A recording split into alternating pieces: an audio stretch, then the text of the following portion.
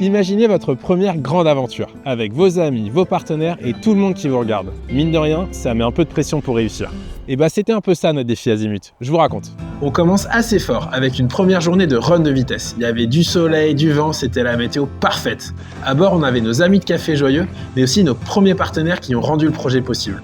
On a pu partager tous ensemble l'adrénaline de bord à haute vitesse. Le vrai défi, en fait, c'était les 48 heures offshore. Une course de toutes les premières fois. Ma première course en IMOCA, la première course du bateau sous ses nouvelles couleurs joyeuses et surtout ma première nuit en mer à bord de mon nouveau bateau. Avec Simon à mes côtés et Colline derrière la caméra, on a pris un super départ. Ensuite, on a su profiter du météo favorable pour disputer les premières places du classement avec d'autres skippers bien plus expérimentés.